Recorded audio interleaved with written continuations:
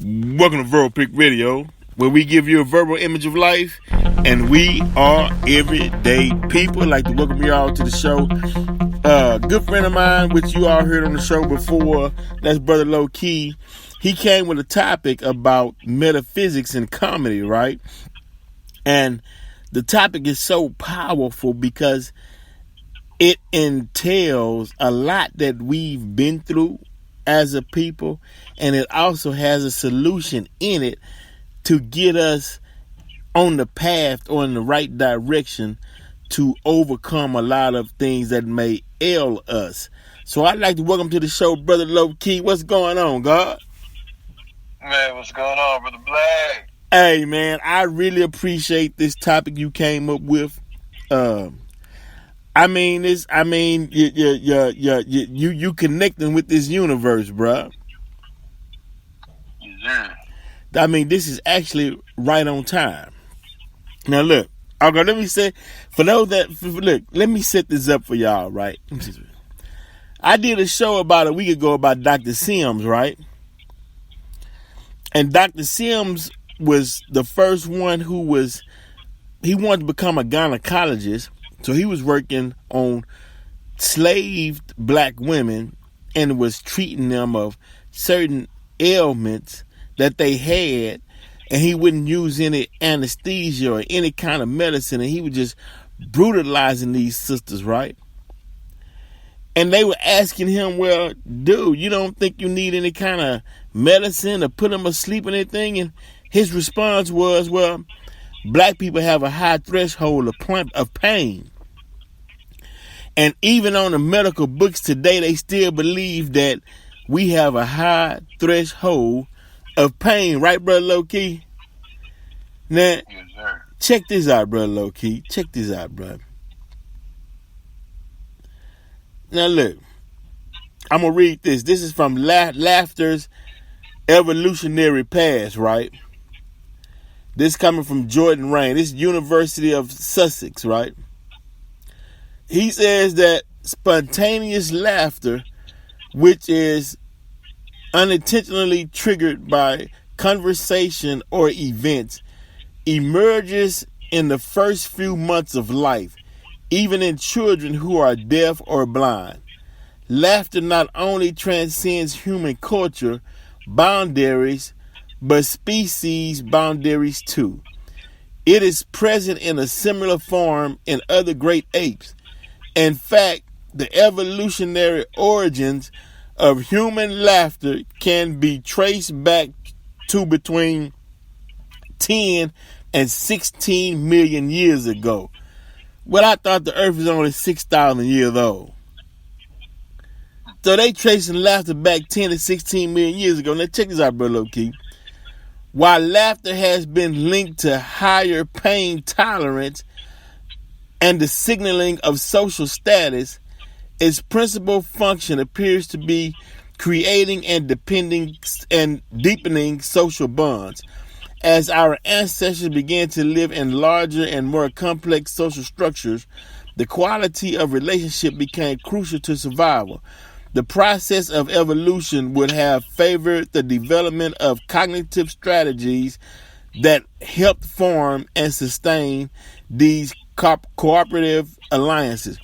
So basically what all they saying is, look, when a European come out the caves, black people, we living on the Nile, we're laughing, enjoying ourselves, right?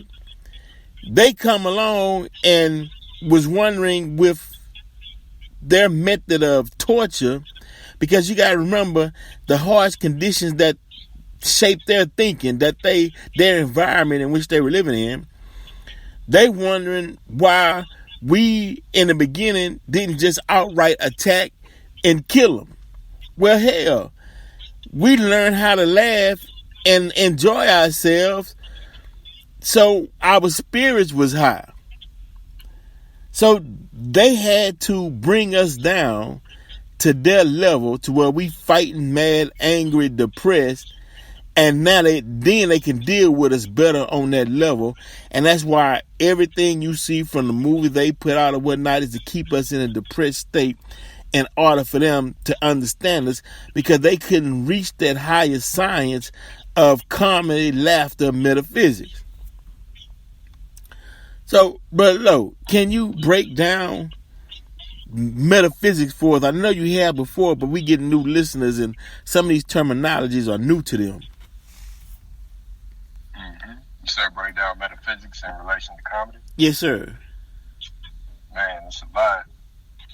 So, what inspired this was, shout out to Craig Smith, comedian out there, got hip to him through Big Jaw. I think Slip Double put me on the Big Jaw out there on the West Coast. They do skits, they do great work, and they do great collaborative work amongst various different channels with high numbers. And I know that from them collaborating with each other, that's how they got all those numbers between those brothers and sisters so sky high on YouTube. So shout out to them. Craig is also on the 5150 show with Corey Holcomb, Zoe Williams, Darlene, etc. Freeze Love on the West from Altadena. So I was scrolling, through the internet, came up on my timeline. I saw that on the 5150 show, Corey Holcomb and Zoe Williams had got into it. So I seen it, and I just bypassed it. I was like, oh, typical nigga shit. I'll look at it whenever. Since I already looked at the show, it did somewhat intrigue me, but a lot of times when I see that kind of drama on my timeline, I'll bypass it unless it got to really, catch my interest for me to take my time out to engage in potential fuckery. Right. So I eventually got to it. And first, before I even looked at the conflict, I looked at the conversations that happened afterwards. So I saw Craig Smith's show, and it got a show called Friendships Are Like Car Insurance. Brilliant show, a masterpiece, a classic show. I didn't know, not only does Craig have knowledge of self, but it looked like and it sounded like everybody in the room, it was a bunch of comedians I had never heard of off the top. And their timing and their brilliance was coming through real heavy. And the way that they broke down relationships and friendships was, nothing short of a masterpiece. And that's when I hit, you Black with the text like, hey, man, it's because it made me think about some of the teachers like OG Bobby and Brother Panic and how they keep the listeners captivated with their spirit.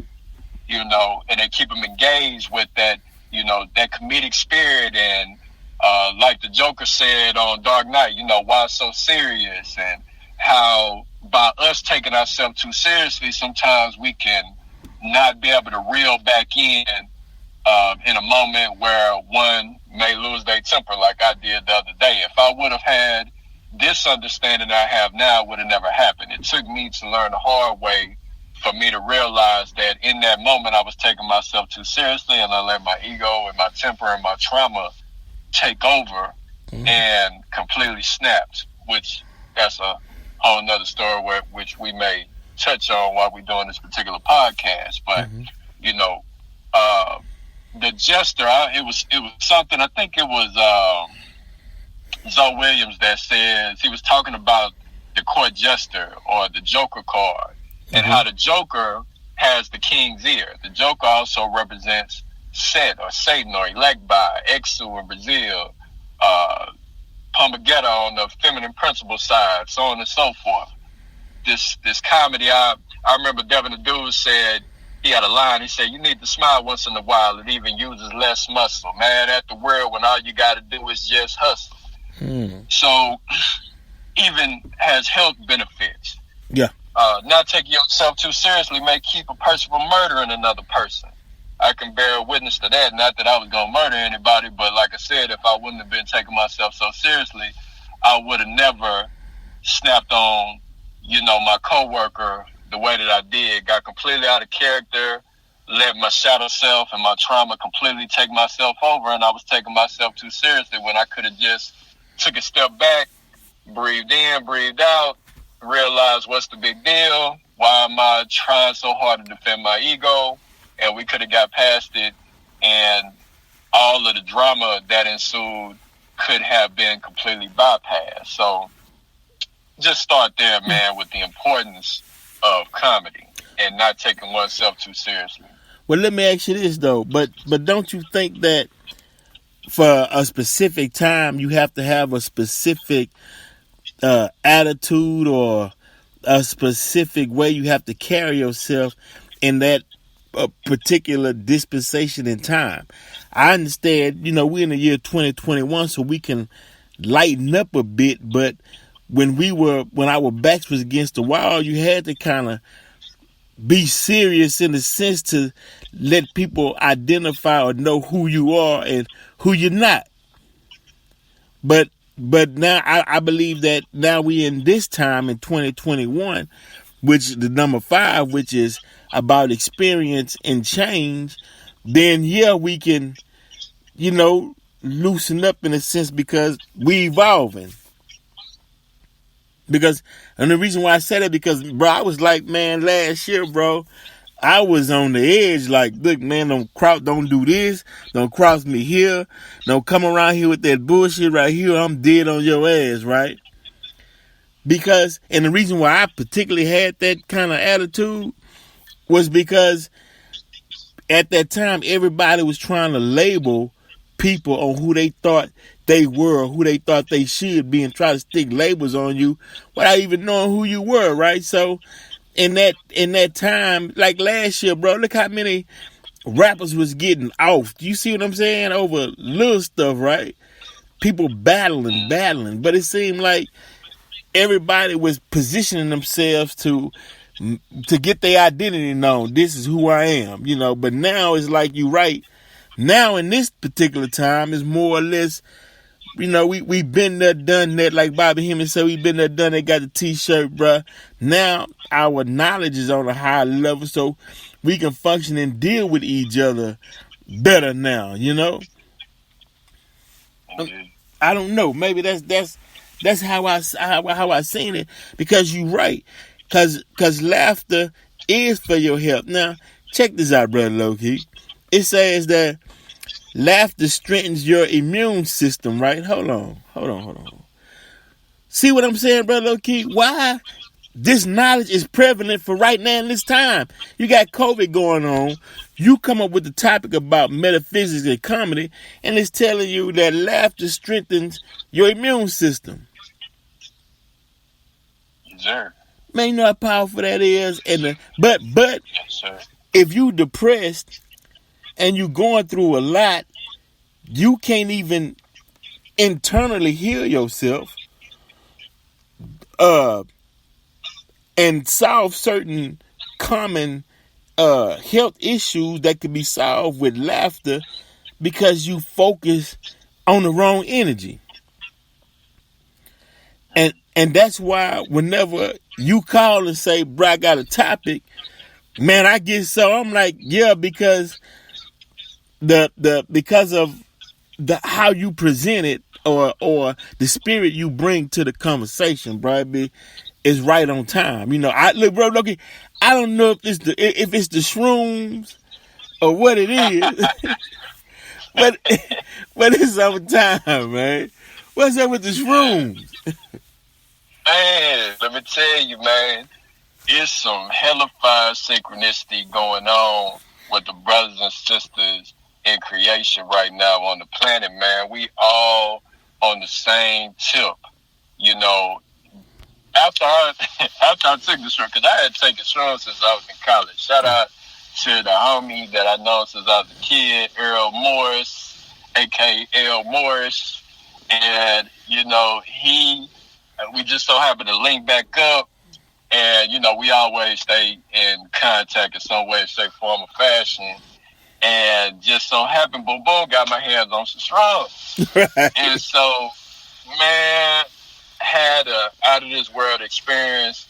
I don't know if I spoke on it on your podcast, Black, but probably the only thing that I could say that was to the magnitude of that experience was when I came in the knowledge of self. Shout out to Brother Kwame. Come on. when I was 25, I came in the knowledge of self and it changed my life. When I got in the shrooms, it was nothing short of amazing.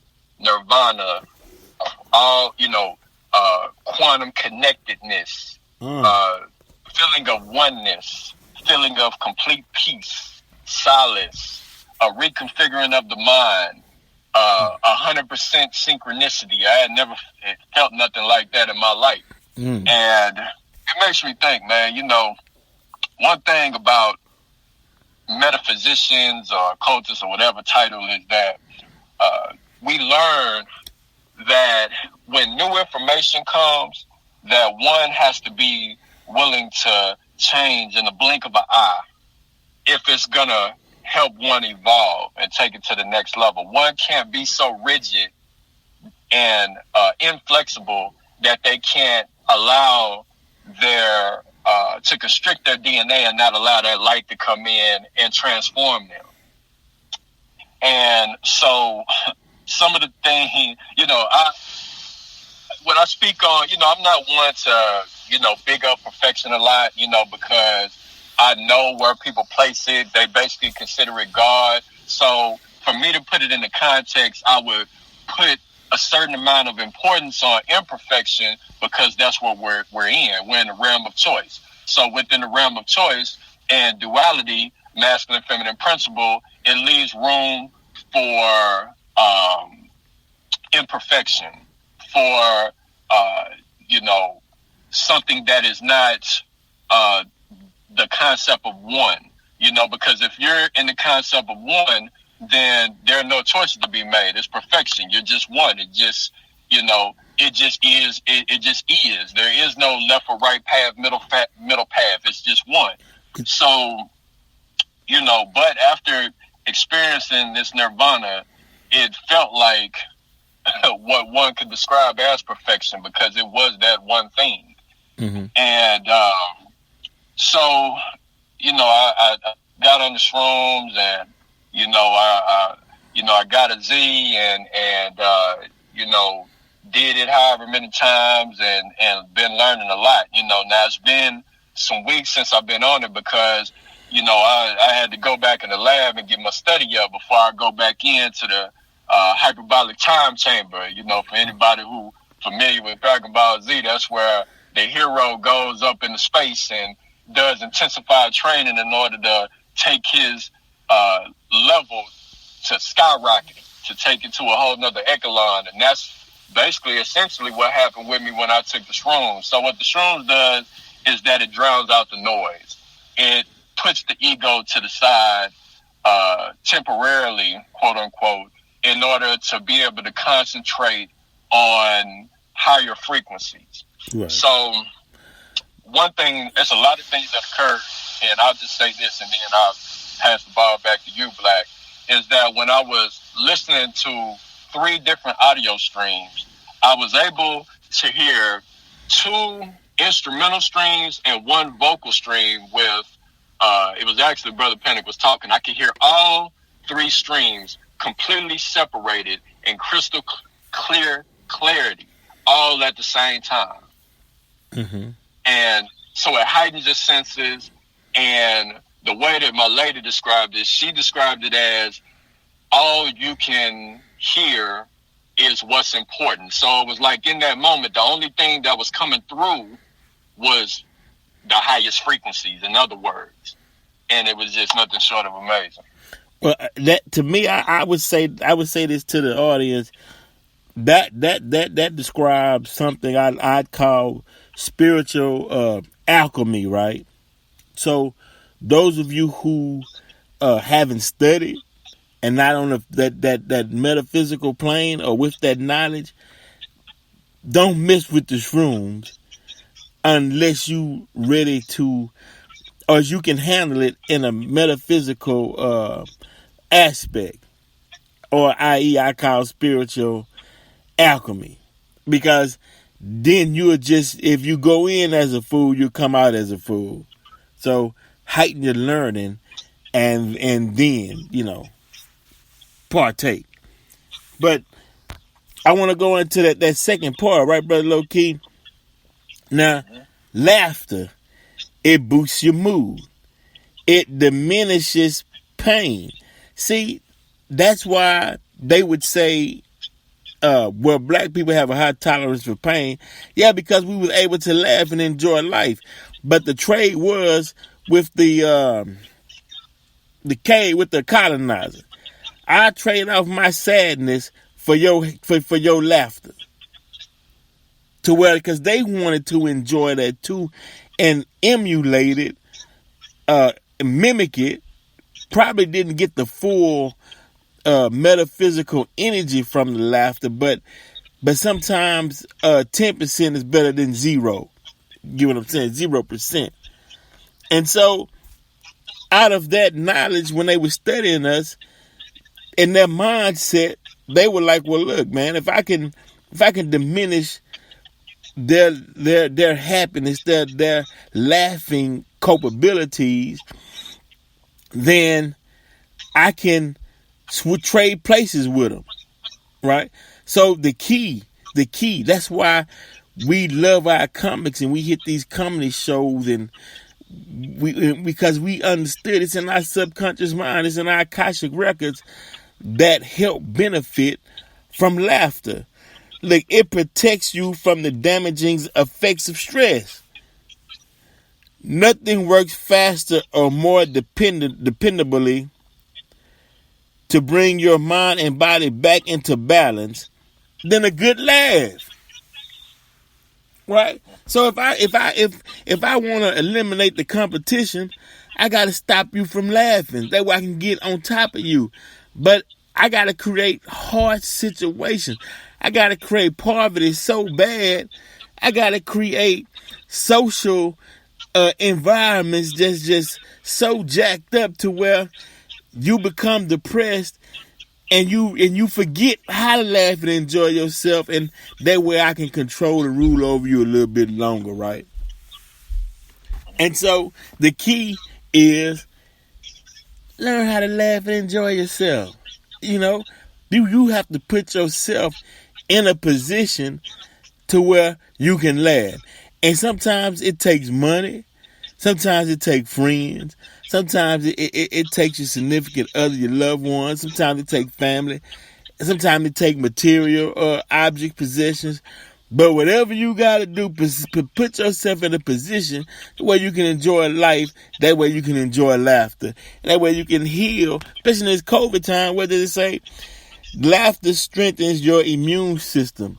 They telling you COVID this and that, your immune system is weak. Why so many black people are the number one people that's dying from COVID? Hell, because you forgot, they put you in a depressed situation. They put us in a depressed situation to where we can't laugh, and we forgot how to laugh. We matter of fact, goddamn, if you got two people in the household and one can't make somebody laugh and enjoy, goddamn, something wrong. You see what I'm saying? Something is wrong. But yeah, bro, low key, I mean, this topic, bro, I mean, it's so strong because, you know, it did me a little, I had time to do a little research and go back to, as it stated, 10 to 16 million years ago, where they traced the first laughter. But hell, we've been on this planet 76 trillion years as far as back as we can trace. And we've been laughing and enjoying ourselves and building.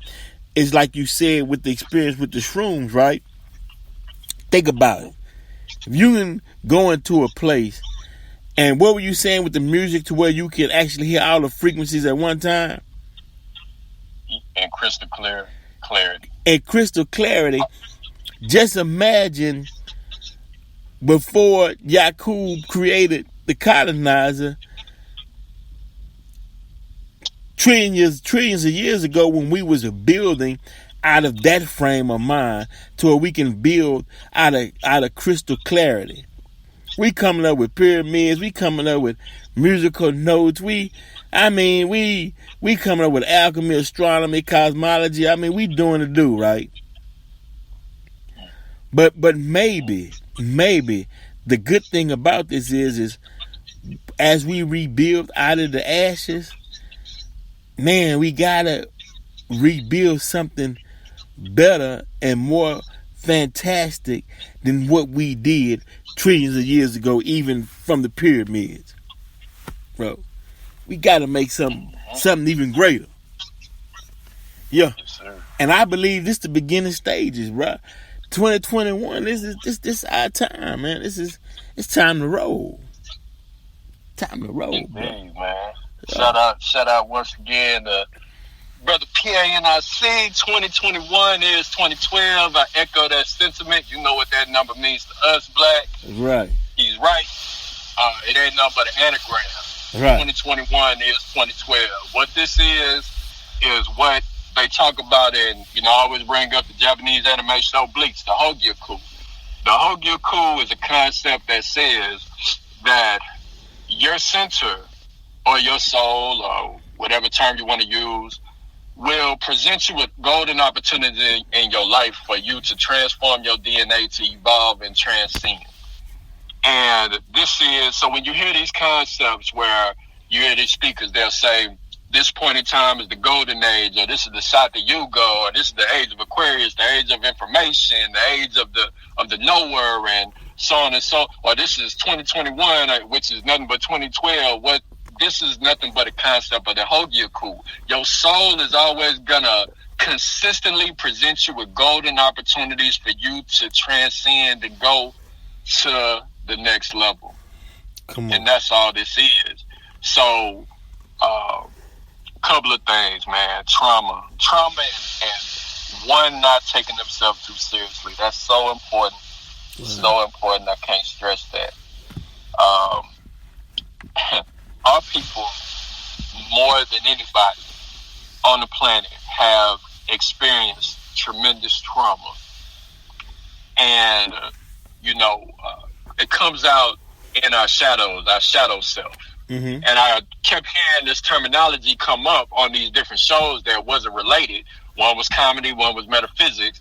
And so that's where the synchronicity was coming in. I was studying it. I like the comedy, they're using the same terms. Everybody is talking about shrooms. So I know that this is just a frequency that like minds are connecting on right now. Right. So when I had my incidents where I lost my temper, after the fact, I realized where it came from. Mm-hmm. It came from my father, bless his soul. He had a temper. My sister got a temper. My brother has shown me his temper, has shown others his temper. We get this from our father. Not saying we don't get it from anybody else in our bloodline, but, when you want to find out where your trauma is, the first place that you should look is at your parents. Right. And I got trauma from both sides. Right.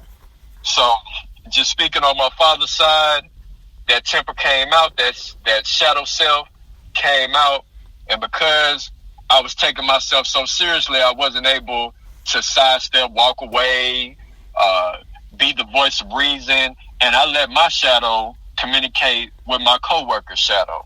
Okay. We both have tempers.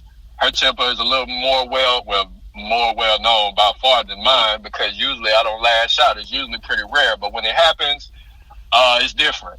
Right. Yeah. Before this last time, when I got into it with this coon, I got the police called on. Right. So it's just another level, with me. And they say that about people that's so cool and laid back. I not trying to put your business out there, Black, but I see Black, bring out the battle axe. Yeah. And all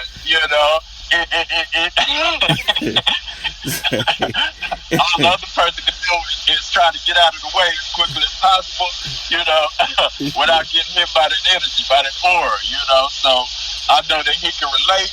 Exactly. And, yes, sir, bro. I can relate, man. I can relate, bro. I can relate. Yeah, bro. you know what? Like I told my female coworker is that I said we ain't got nothing to prove to nobody. We know we know we could do that. Right. So there's no point of us, trying to say things to hurt each other. And what was happening is funny because after we got into it, I went in the parking lot.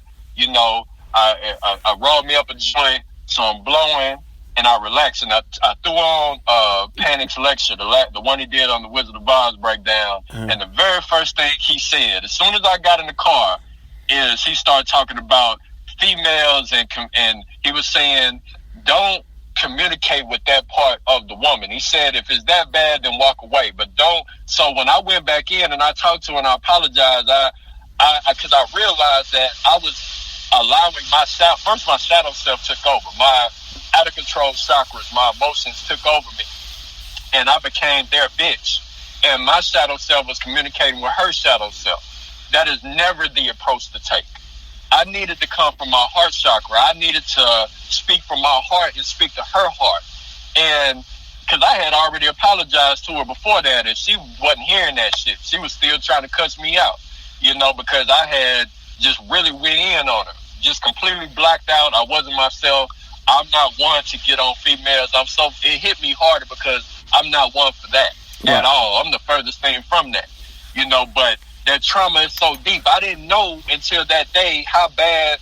I knew my temper was bad, but I thought I had got past that shit. I didn't know it was still in me that bad, and so when I came to her, at least the second or third time to apologize, this time I really came from the heart. Right. And I was speaking to her heart chakra. And it was extremely well received. Good. At the end, she didn't even have to apologize to me. The weight was lifted off my shoulder at that point, but she still apologized. Bless her. Bless her for that, for still apologizing. And this reminds me of jail. I always say that the only good thing about jail is the feeling that you have when you get out of jail. The only good thing about what I experienced with my coworkers was the feeling that I had when I spoke from my heart and I apologized. It was such a weight lifted off my shoulder. And then I just had such a great realization, in terms of that trauma and how that's something that, now that it came to the forefront, now I can deal with it. Now I can realize where it came from, and I can get control of my shadow self, which there's a lot of power in that. If you can control that and not let it be the king and you're the horse and it's riding you and you could be the king and you ride it, there's a lot of power in being able to control these various aspects of self. What they call demons, what they call Set. The deity Sobek-Ra in Egypt, it represents, it's a crocodile head with a human body. That represents mastery over your Kundalini energy, which is like a power boost in your chakras. So whenever your temper is going off, you have this thing that's akin to adrenaline going into your animal chakras and, lashing out at all the people around you, attracting all of this havoc to you based on not dealing with these traumas that we're dealing with. Panic made a great point. He brought up the Egyptian deity Aker, A-K-E-R, and the double lion, two lions facing opposite. He said that we're stuck right there right now. It's not that we're going to wait till we die in order to evolve and go to the next level. We're in the death cycle right now. It ain't no waiting to get there. We're already in it right now. We're in the video game. We're already in the game. And for those who are not addressing their trauma, their shadow self, they're stuck. Their sunboat is stuck right now and they can't evolve and we'll be constantly stuck in the reincarnation cycle until we address our trauma. And I told, go ahead, Mike. What I'm about to say, that's called leadership, bro. What you did is being a leader, because everybody haven't evolved to the same level, so they need an example of what the leader or what that next level looks like, right? And the important thing was that you apologized, and it showed her that black men can apologize, because usually when we get into one our own, we cut each other out for life. Nigga, don't ever that be the end of it. Whether it be male or female, that's the it. We don't speak to each other again day one in life, right? And we already set to take that defensive stand, right? But when somebody they deem as a strong person comes back and say, hey, you know what? Ain't even probably shocked her, like, this is a new paradigm. We usually don't get that. That means that time is changing and people can become a bigger person, and that's one of the healing blocks that we need to move this thing forward. Everybody was too want to be that fake macho that I'm too big to apologize, but when you master yourself, then you can come to a point to where you can apologize. But what if you haven't mastered your stuff? You right. Folks gonna fold their arms and the hell with you, and that's the end of it. I wouldn't give a damn if you got ran over in the street. I wouldn't give a nigga. I can see you on the side of the road. I'm gonna pass your ass by, nigga. The hell with you. You see what I'm saying, nigga? We mad for life till we die around this motherfucker. You know. Wouldn't piss on you if you was on fire. Wouldn't piss on your ass. But when you can say, hold on, man, that's my sister. Wait a minute. We, even though whatever, look, I could be the bigger person. Man, you know it's so hard to be I can be the bigger person to apologize. That take a lot of strength, bro. Yeah. Oh, one thing, she when I apologized, you know, one of the things she said, she was like, well, you were wrong. Now, in my head, I could have easily said, well, you said this and you did that. But you know what? I humbled myself. Right. I said, no, you're right. I said, no, you're right. Yeah. You're right. Yeah. You're right. I even had my head bowed. Like I was in a Buddhist temple or something, you know, Come like on. just naturally. It wasn't nothing I was trying to do. It just naturally happened that way. I was like, you're right. Yeah, come on. Right. Because it don't matter. Nah. It don't matter, man. It's my sister. Come on. If I wouldn't apologize to her if I didn't care about it. Come on. I care about the essence more than anything. The essence of what she truly is. Not that shadow shit from trauma. I care about her soul. My soul, our soul. We are one thing. Come on. So that's what I was speaking to, man. Well, that's true Islam. That's a true Muslim. That's what it's about right there, bro. And that's what we striving. All of us, we striving to get to that point to where we can do that, bro. It's just that you done cracked the egg, you broke through. And it keep breaking through. Hell, if it takes shrooms to get us there, where the shrooms at? We gotta get there. Hey, man, what my man Chris Tucker said, man, Allah put this on earth for me and you. Yeah. To enjoy. So, you know, blessed be. You know, partaking of the natural fruits and tools of the earth, you know? That's all. That's all. So, I want to say this, man, you know, about trauma and things that's not from the earth, is that any of those who have had the chance to see a 24/7 trap house like I have, you know, I got a chance and I saw this trap house. And I saw this clientele going in and out, 24/7, in and out. Right. And all I could think is look at all these traumatized Negroes.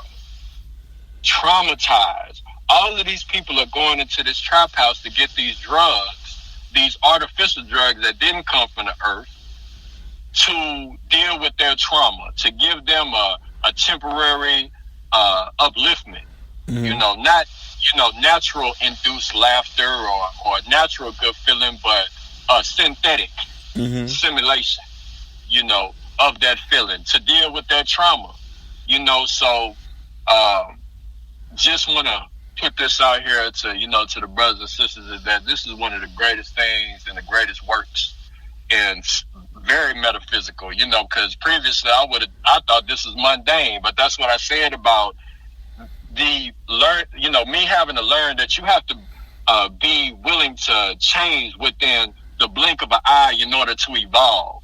Because I would have thought that dealing with, you know, trauma and these human issues is just a human thing that isn't going to stop me from going to the unfathomable realm. But au contraire, now that I've experienced it, because when I was on the shrooms backed me into the corner and forced me to deal with my shadow self. So first, even before the shrooms, it started with a thought. And then it went to the shrooms and it became an experience. Then after the fact, the lecture came right out. And so Brother Panic was speaking on it. He was getting into it with his family, and they called him on it. And so he was dealing with it. Then Zoe Williams, masterpiece. I implore anybody that hears this, go to Zoe Williams' page and listen to one of the last broadcast that he did called Instant Classic, where he breaks down his life. It's 2 hours long. It's a masterpiece. It hit me so hard. I can't tell you. I can't put into words how hard it hit me, because it was because it went from one thing to the next. It was like from 1 to 4. So by the time it started with a thought, then went to the shrooms, then went to Panic's lecture, then went to Zoe, and all of the conversations I was having with Black and Jamal and, all the homies Tub, and telling them about my experience, in the shrooms and everything that I've been thinking about in my trauma, is that once I got to, the cause and effect point where I heard Zoe, man, it hit me like a ton of bricks. It hit me hard, man. Yeah. Hit me hard.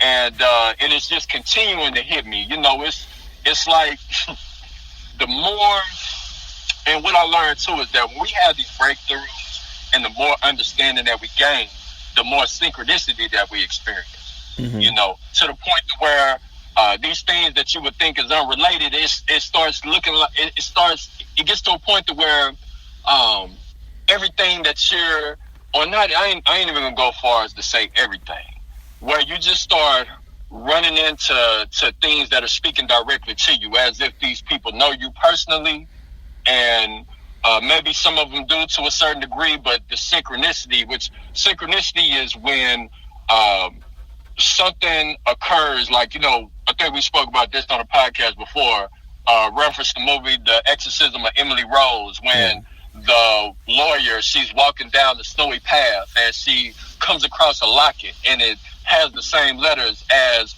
the first of her name. And she said that she wasn't a spiritualist, so to speak, but she said within that moment, she knew that she was in the right place at the right time. And that's what synchronicity is. It's when these things that are seemingly unrelated, or let me rephrase that, these things that are happening all at the same time is a feeling of being synchronized. And it lets you know that that you're on the right path at the right time. Because speaking of what you said earlier, Black, is that there's a time and a place for everything. So there's a time to, to joke and to laugh, and there's a time to be serious, and there's a time to be calculated, and so on and so forth. So, we're just gaining more understanding on when to utilize these particular tools for us to get to that next level. Right, exactly, bro. That's eye opening, man. This is true revelations, man. This is where it's at and where it needs to be at the time of where we're at. This is groundbreaking, bro, because it lets you know that we're moving forward and we're using all of our intuitions, energy, capabilities as beings on this planet, i.e. gods. We waking up into ourselves. We're becoming greater than what we was yesterday. Carving a pathway into the future, and the credit is due to, I'd say, the time. You have to evolve and justify your existence at the modern time. If you don't, then time will pass by you, and then you'll be left behind because you're not paying attention to the signs. Damn, of the time. It's just rhyming. I ain't trying to come out like that, but it's flowing. You know what I mean? But yeah, definitely, bro. This was a great series or a great lecture that we did today, bro. It's eye opening, and I know it's eye opening for those that's listening. It's eye opening because this is living proof that you can do. I'm talking about you, the individual. It can be done. So don't doubt yourself. Don't let trauma become a crutch. Use that laughter to beat trauma. One more before I go, it say laughter is yet another part of human behavior that the brain regulates. It helps us clarify our intentions and provides an emotional context to our conversation. Laughter heals. Saying it heals all, but it heals. Learn to put yourself in a position, in an environment to where you can enjoy yourself and laugh without looking over your shoulders and being worried about this and what if this. Because us as a people, we was created in harmony, and if we allow that harmony to dissipate, then we dissipate right along with it, bro. Before we get out of here, brother Loki, anything you like to add? Yes, sir. Last thing is trauma. Just the last thing I say about trauma is that I posit this. And shout out to Zoe again, because he was talking about the stance of maybe. So I've been utilizing that lately. So I'll just say, just maybe, we may not be able to, for those who are hearing this message, get out of the circles of reincarnation without addressing our trauma. Something that me and my lady was talking about, I said that the more pristine the person, perhaps the easier it is for that individual to overlook their trauma, because they're comparing it and contrasting to the nigga that was in and out of the penitentiary all their life. So you know that nigga traumatized. Right. So the pristine person is looking at them, or perhaps maybe they're judging, and they're like, well, I'm moralistic and I do, all of these things, and I'm honest, and I'm this, that, and the third, while overlooking their trauma. And as long as they're overlooking their trauma, like our ancestors, the Egyptians, said, through the deity of Ker, we will go through sunset and sunrise. Sunset, sunrise. Sunset, so every day we're waking up, going to sleep, waking up, going to sleep. That's reincarnation, man. This ain't, when we're here, we're already going in and out of the spirit realm. It ain't just, you ain't got to wait to die because we're already going through that particular experience. The shroom experience is akin to the near-death experience. Shout out to my T-Jones, my mom, because she told me about her near-death experience and what she felt. And it was the same as what I felt when I was on the shrooms. This is just a known thing from people who study the psilocybin that's in the shrooms. So address your trauma. If you look like me in black, then more than likely you probably got some trauma in you. All right. Because our ancestors, worldwide, our people have been through the worst on this planet. So if you look like us, you probably got some trauma. So you need to address it. I don't care how moralistic that you think you are. The first place that you can look is the people that raised you, and whatever trauma that they had in them, and look for that seed inside of you and deal with it and confront it. And fair warning, there's a possibility that you may go through what I went through, is that when you confront something that you was just kicking it with, your demons that's inside of you, your programmable melanin, which is what your demons are, that daemon that's in you, and you was kicking it with it, and y'all was having a good time, and laughing and yucking it up, and then you decide that you're gonna confront that same demon, it may confront you back and may lash out at you like it did me, and come out and try to defend itself, because it knows that you're trying to lord and master over it. Right. And y'all ain't just kicking it no more. So be wary of that, and if you can, don't allow that to happen. Don't fall into that pitfall. Just handle the trauma, contemplate on it. Go through self-therapy. Talk to your loved ones, your family about it, and confront it and conquer it. And it'll take you to the next level, and we can get out these reincarnation cycles and go to the unfathomable realm. Let's do it. All right, man. Great instructions. Take heed to those instructions. Do it. I don't need to add anything to it, man. That was a profound ending and profound instructions. Take heed to that and apply it to your life. Brother Low-Key, man, I appreciate you being on the show, God. Man, appreciate you too, Brother Black. That's what's up. Verb Freaks Radio, we out. Make sure y'all check out the NFAC documentary. We got the EDP2 film on the way, which Low-Key got a cameo appearance in the EDP2 we working on. We just about to wrap that up. And we out.